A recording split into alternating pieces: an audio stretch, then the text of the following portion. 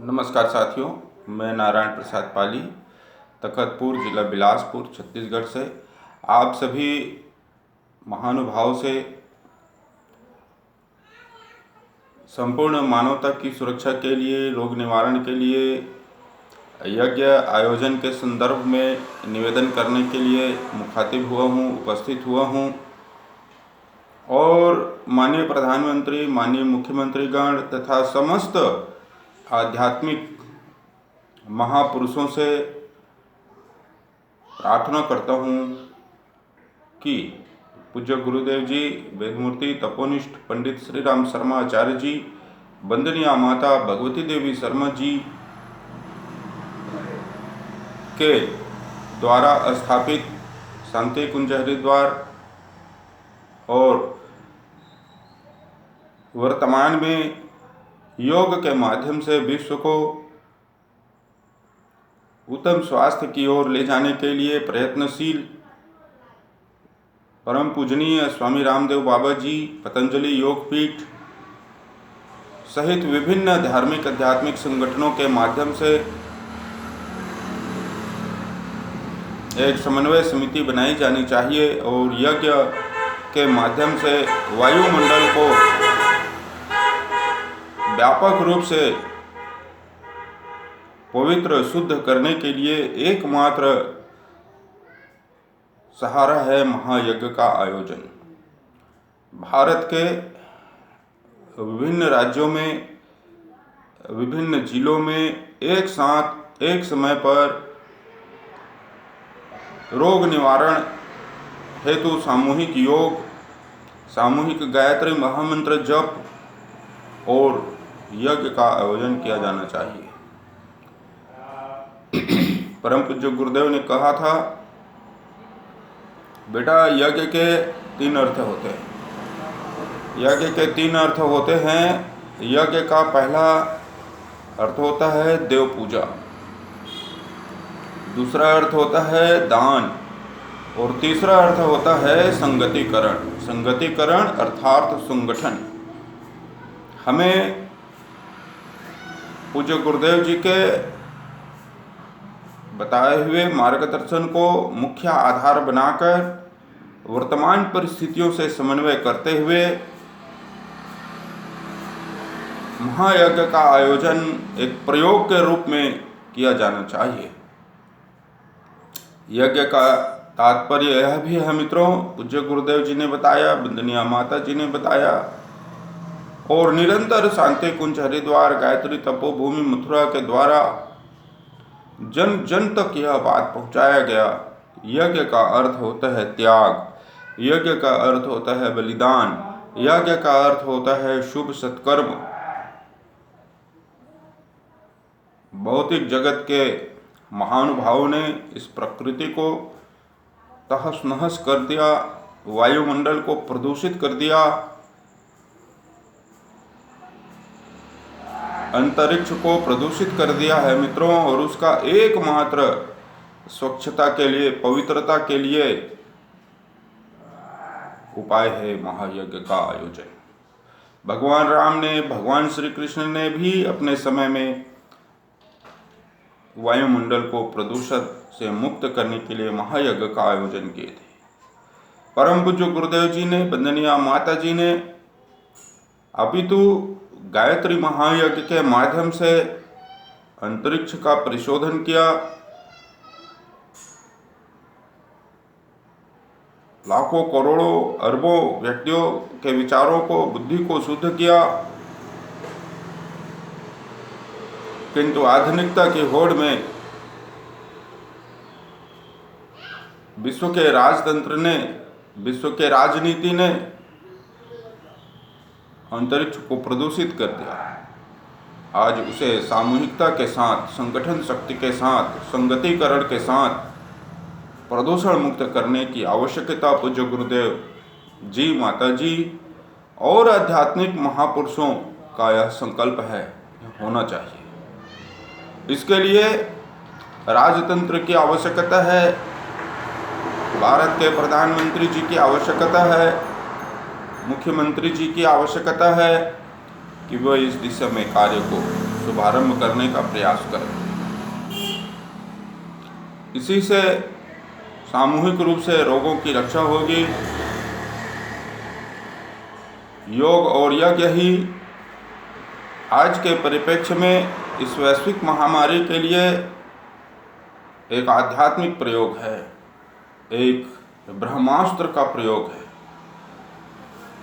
इसका प्रयोग अचूक है।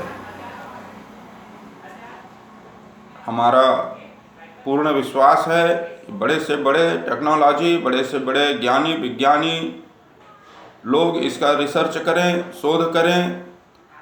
यज्ञ से, योग से रोग का निवारण होता ही है। हम इसे नज़रअंदाज नहीं कर सकते। माननीय सभी महापुरुषों से मेरा निवेदन है कि यज्ञ के ज्ञान विज्ञान को आज प्रयोग करने की आवश्यकता है। मंत्रों में अकूत शक्ति होती है। यदि उसे विशेष समय पर एक साथ प्रयोग किया जाए तो बड़े ही चमत्कारिक प्रभाव अंतरिक्ष में होंगे, लोगों के अंतःकरण में होंगे और उसका लाभ रोग प्रतिरोधक क्षमता को बढ़ाने में मिलेगा। सूक्ष्म से सूक्ष्मतम रोगाणु, कीटाणु, विषाणु, वायरस आदि समाप्त होंगे। दिव्य और मंगलमय वातावरण का निर्माण होगा। ऐसा मैं नहीं कह रहा हूँ, ऐसा हमारे परम पूज्य गुरुदेव जी, वंदनीय माता जी, सप्त ऋषिगण, महापुरुष लोग कहते आए हैं और करते भी आए हैं। हमें उनका स्मरण है और हम उनका अनुगमन करने वाले लोग हैं। शासन द्वारा निर्धारित व्यक्ति संस्थानों के समन्वय से यज्ञ में भाग लेंगे। उनके लिए विशेष कार्य योजना बनाई जाएगी कि कुंड कितने होने चाहिए, कितनी कितनी दूरी पर बैठने होने चाहिए। बाकी लोग अपने घरों में मंत्र का जप करेंगे, योग करेंगे, दीपदान करेंगे। एक साथ सभी लोगों का मनोभूमि बनेगा और उसका सुखद परिणाम भी सामने आएगा। साथियों, यज्ञ एक ऐसी विधा है, अग्निहोत्र एक ऐसी विधा है, इसका भौतिक लाभ मिलता ही है।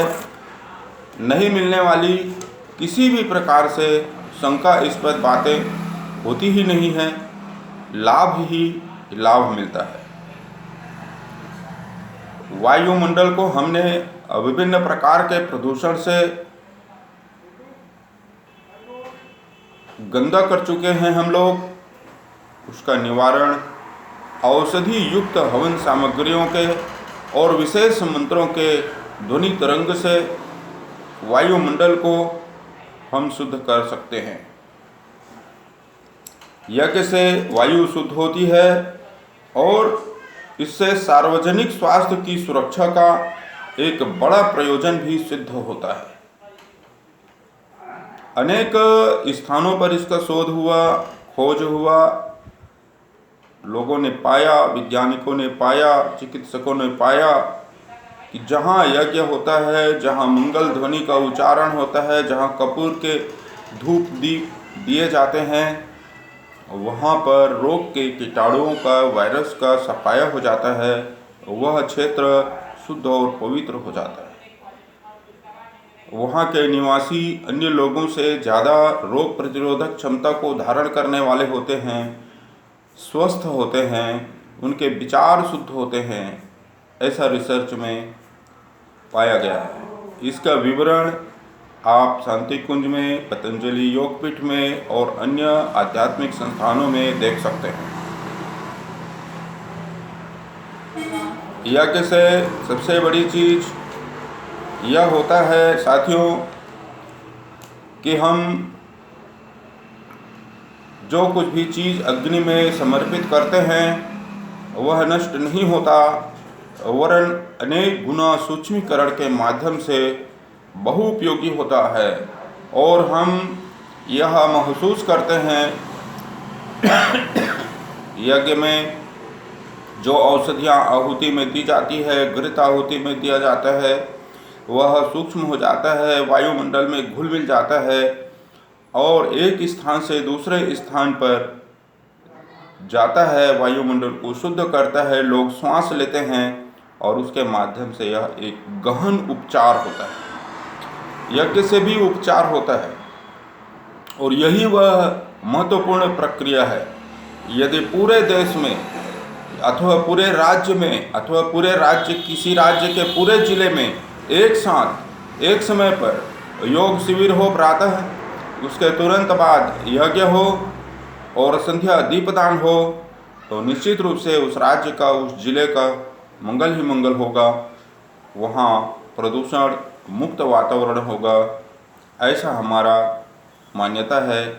और इस मान्यता के आधार पर चूँकि परम पूज्य गुरुदेव जी ने कहा है, तो गुरुदेव जी ने जो कुछ भी कहते हैं, महापुरुष जो कुछ भी कहते हैं, वे यूं ही नहीं कहते, उनके पीछे बहुत रहस्य छुपा रहता है।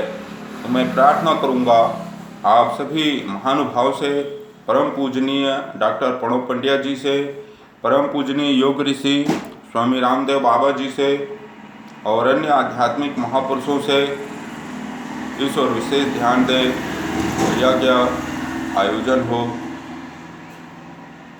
भगवान श्री कृष्ण कहते हैं, यज्ञ वै श्रेष्ठतम कर्म है, यज्ञ श्रेष्ठतम कर्म है। यज्ञ से सर्व कामनाओं की पूर्ति होती है।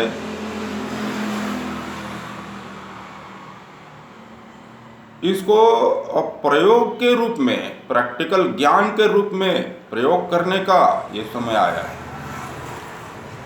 बहुत से लोग हमारे भारतीय संस्कृति का मजाक उड़ाते हैं और ढिंढोरा पीटते हैं कि कपोल कल्पित है। मैं ऐसे लोगों से निवेदन करूंगा कि आप पहले जांच परख कर लें, पूरी तरह संतुष्ट हो जाए, फिर कोई टिप्पणी करें। हमारा देश, हमारी संस्कृति, हमारे ज्ञान विज्ञान पूर्णतः प्रामाणिक है और हमेशा रहेंगे। आइए इस पुनीत संकल्प के साथ इस वीडियो को अधिक से अधिक लोगों तक पहुंचाएं, ताकि उन महापुरुषों तक यह वीडियो पहुंच सके। आपने हमारे चैनल को सब्सक्राइब नहीं किया है तो सब्सक्राइब करें, हमारे चैनल को लाइक करें, अधिक से अधिक लोगों को साझा करें, क्योंकि यह जो संदेश है यह केवल किसी व्यक्ति के लिए, किसी जाति के लिए, किसी धर्म के लिए नहीं, वरन सामुदायिक हितों के लिए है, विश्व कल्याण के लिए है, मानवता की सेवा के लिए है। चाहे वो किसी भी जाति, धर्म, मजहब के लोग क्यों न हो, सब लोग स्वस्थ रहें, सबका मंगल और भला हो, सर्वे भवन्तु सुखिनः की भावना को लेकर के है। इसे अधिक से अधिक लोगों तक पहुंचाने की महती कृपा करें। आपका अपना नारायण प्रसाद पाली, तखतपुर, जिला बिलासपुर, छत्तीसगढ़ से। मेरा मोबाइल नंबर है 95 75 76 12 35, 95 75 76 12 35। ओम शांति शांति। मैं प्रतिदिन कुछ महत्वपूर्ण तथ्यों पर वीडियो तैयार करूंगा, आप सब लोगों तक पहुंचाने का प्रयास करूंगा। हमारा वीडियो आपको मिलता रहे, इसके लिए आप हमारे चैनल को सब्सक्राइब करने की कृपा करें। धन्यवाद।